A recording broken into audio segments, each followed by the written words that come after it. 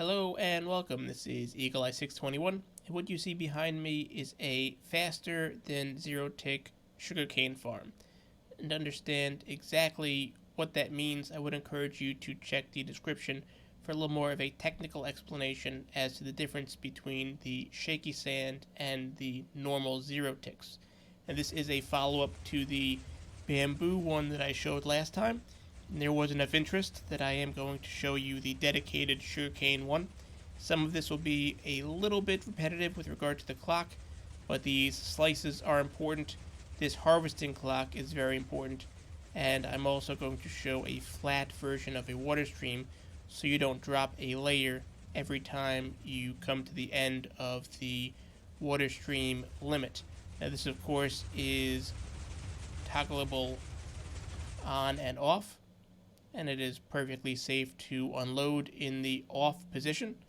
And then you can turn it back on, and I just made a little bit extra right here so you can see you can toggle this out a little bit further based on what your needs are. Let me show you the materials that you need to make this. I will go through it, and then I will also talk about some upgrades that you can make to make it more lag friendly if you're going to go huge. This may be a little bit of a longer video, but do stick around. There is going to be some important information. Let's start with the slices. Now, when I say 3 slices of material, this is one, this is the second, and this right here is the third. So you can think of this almost as being tileable in 3s with this, and then another set of 3 right here, and then another set right here. And for that, you're going to need these materials. As I said, that is for the section of 3. Some of these are replaceable, and I will go through those as we're building it. In order to make the clocks themselves, as well as the timing circuits, these are the materials that you're going to need. And then the water streams are going to need these materials, and depending on how big it is, you'll obviously need more of some of that. And I just made a copy of these for ease right here. So let's go find a spot to build it. And as always, let's get a bit off the ground. We're going to start with our observer clock that we're going to put observers facing in opposite directions, one next to each other. We're going to put our sticky piston just like this, and we'll go one further out just to make this a little bit easier, and put our lever there so that when we activate that, we do get our observer clock. And now from this, we're going to take an output, and we're going to want to take an output from both sides. So on one side, we're going to come out 3, and on the other side, we're going to come out 2. And then we can turn that corner and turn this corner. We put some repeaters coming out of both sides, and then on that cornered turn with our dust to connect everything. I'm going to make 6 of the slices so that you can see what's going on. So let's come out this way, and then let's also come out this way, and these are top half slabs that you want to use.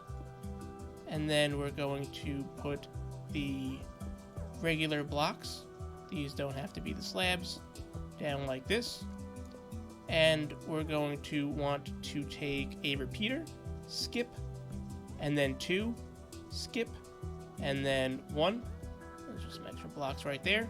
We're going to mirror that on the other side. Place 1 down, skip 1, place 2, skip, and then place 1 down, and then drag our dust across the back. You can destroy these here in the middle if you want.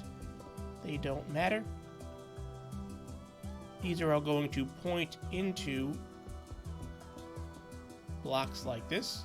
And again, any block that does not have a repeater pointing into it, you can destroy to save on some materials. And we're going to put our regular, not sticky pistons, down on the blocks where the repeaters are pointing into. So if we want to check what we've done so far, You can see that we do have these dueling pistons that will support the shaky sand. And indeed, you can even put the sand down right now. Pick a side, it doesn't matter which, but they all need to be on the same side.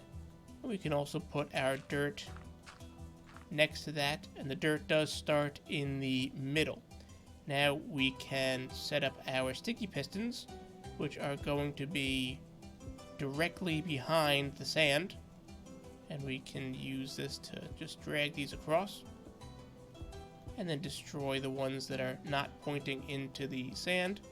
On the dirt side, you're going to want to come out an extra so that there is one air gap right here between the dirt and the sticky pistons.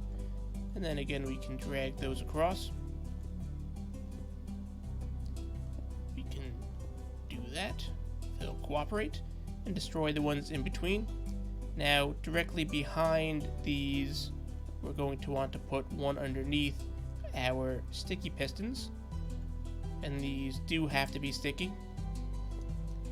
And then you would normally put your blocks down, but instead of putting the blocks, we're going to just use some temporary guiding blocks to put our observers down, facing into that block, so they're pointing directly above the sticky pistons, the output is.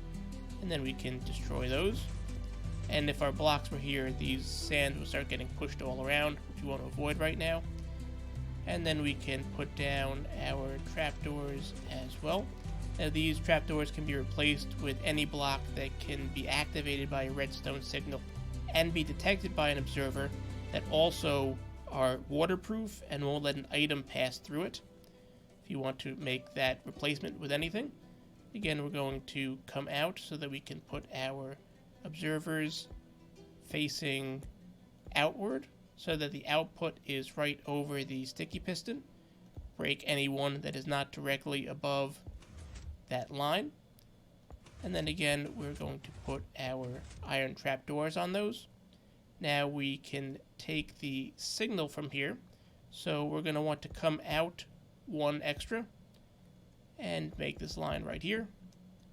And to that, we're going to put some redstone dust on that so that we can point an observer into it, just like that. And on this side, we know that we're going to want to have an observer right like that next to this dust and in the same row as these repeaters. So we can now take some blocks and drag them across so that we can put a redstone torch directly into where this observer is looking. And then we can make our dust and drag it all the way back across. We could do something similar on this side. We want to come out an extra so that there is a gap right there. We can put our redstone dust down, and we can then put our observers facing into that dust. But on this side, we're going to want to have a repeater on 2 ticks. And then we're going to want to have our observer. It doesn't really matter. We can just make it flush with this, depending on how you want your look. And then put the dust right here. We can break that. And we can put our redstone torch on this side. And since the 0-tick clock is now completed, we can put our stone down. You're going to want to put it on the sticky pistons on this side. On this side, you want it to be one in the air above the sticky pistons. And again, break it so that we have these clean slices. Now we can get out some of our glass. And this can be any full block. It doesn't have to be glass. So that we can start to tie these things in together. We're going to want to start with the dirt block and put a bottom half slab in between. You can make this a stair if you want to save on a little bit of glass. Then we want glass on either side of that to hold in the water for when we do put our water down. And then we can start enclosing this all so that it will be waterproof and flush. So come out one past, and then do make sure to fill this in completely. You don't want any of your water finding a hole and ruining your redstone. Now we can also go higher on this side. Before we get that in, let's work on the harvesting clock. And to do that, we can take our water bucket and also take our sugarcane, and we can waterlog these half slabs, and you'll see nothing goes through. There's nothing under there, even if it did, but when you're building this in your world, you may have something under there that you don't want to get wet. And I'm just going to grow it an extra stage to make it a little bit easier to see what we want to do. So we're going to want to put a stone block above those, and then we're going to want to put a stone block behind them so that we have something to anchor our harvesting pistons to, and put those directly behind each of your sugarcane. We can also add some glass just to make this a little bit cleaner and to prevent the crops from going anywhere we don't want. And then we do want to come up on this side as well and drag this all the way across and up one more, and on this side as well you want to drag that up and around. Now we're going to go down a couple on this side, so let's do that now, and I'll show you the water system, because you want 2 on either side so that you have a gap like this, and then bring this down so that you have at least 2. You can go up one higher if you want to save on some materials like this, but you do want to have at least 2 air blocks right here while you're dragging this out. And then drag this out on this side, drag out the floor, and then drag out the walls on this side as well. You do want to come up at least 1 above the line of where the water is going to be, so when the crops get pushed out, they don't go over the top. Now we can grab some of our fence gates, and you want to put them on the level of the water. And then our flat collection system over there works by putting a water bucket down.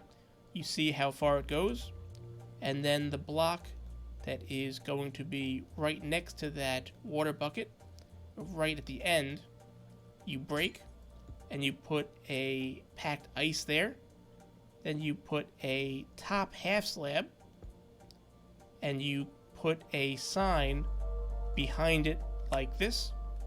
Let me drag this out a little bit with the correct blocks so you can see.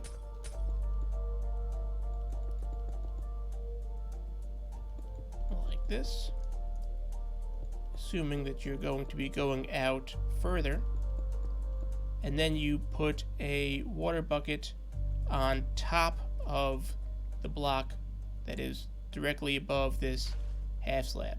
And you can see that the water will extend.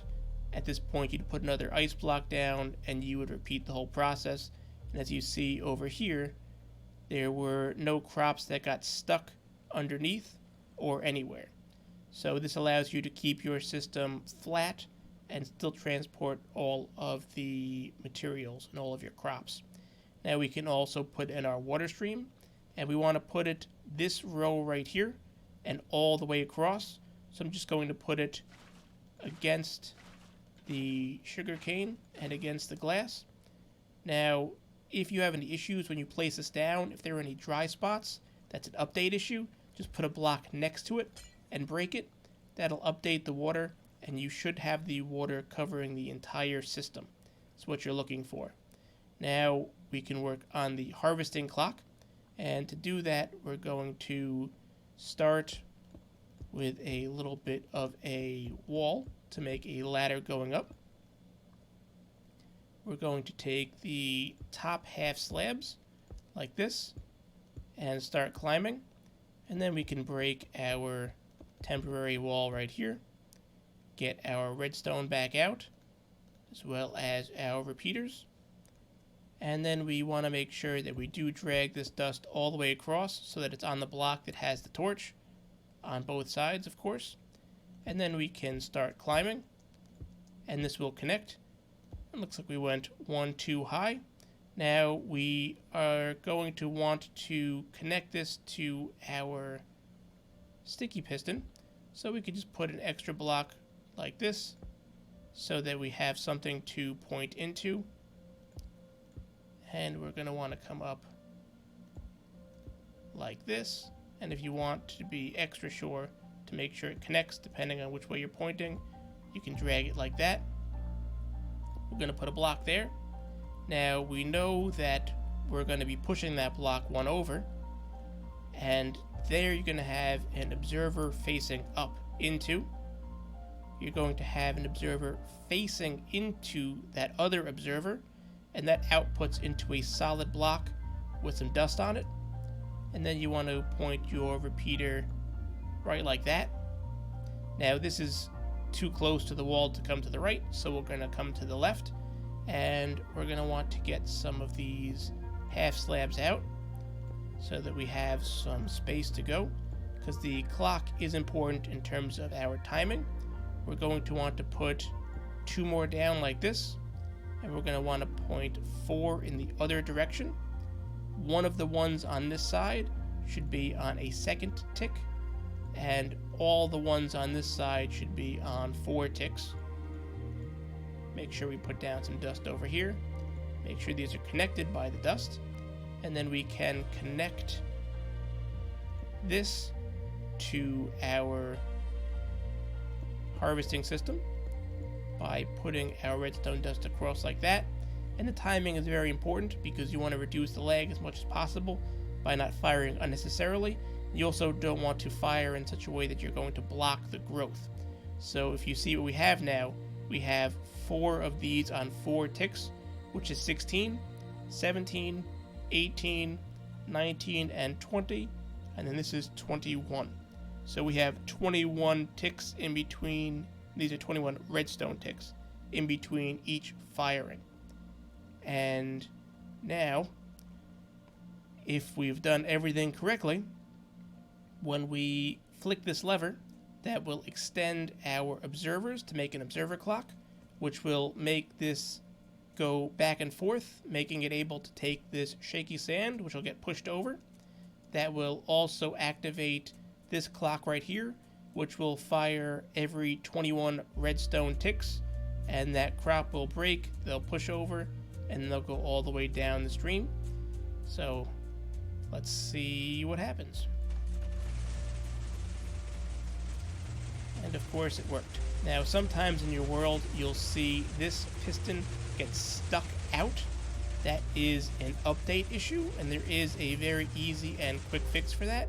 If we turn this off, we're going to put another piston just like this, facing away from it but connected, and we're going to put another bit of redstone dust on top, and this will provide an update to make sure that this one at the end doesn't get stuck.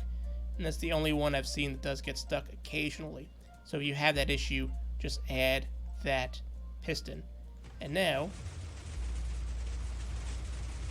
it doesn't get stuck anymore. And you can see that the timing is as precise as possible.